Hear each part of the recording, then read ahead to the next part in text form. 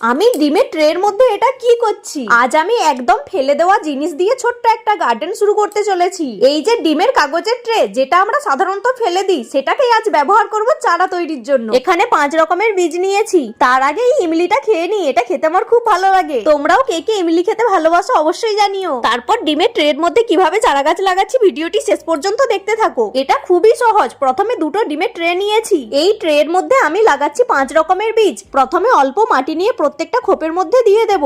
এখানে বেশি ভর্তি করে মাটি দেওয়া চলবে না। তারপর একে একে সব বীজগুলো বসিয়ে দিচ্ছি। খুব সহজ একটা উপায়, বাড়িতে বসেই সুন্দর চারা তৈরি করা যায়। কয়েকদিন পর দেখবে এখান থেকে ছোট ছোট সবুজ গাছ বেরিয়ে আসছে। যদি গাছ লাগাতে ভালোবাসো তাহলে এই সহজ আইডিয়াটা অবশ্যই ট্রাই করে দেখো। চারা গাছগুলো লাগানোর পরে উপরে হালকা করে বালি ঢাকা দিয়ে দিচ্ছি। আর বালির ঠিক উপরে লেয়ারে কিছুটা আমি কোকোপিট দিয়ে দিলাম। তারপর হালকা করে জলের স্প্রে দিয়ে দিচ্ছি। তারপর অন্য ট্রেটা ঢাকা দিয়ে রেখে দিলাম। নেক্সট ভিডিওতে অবশ্যই দেখাবো চারা গাছগুলো কেমন বেরিয়েছে।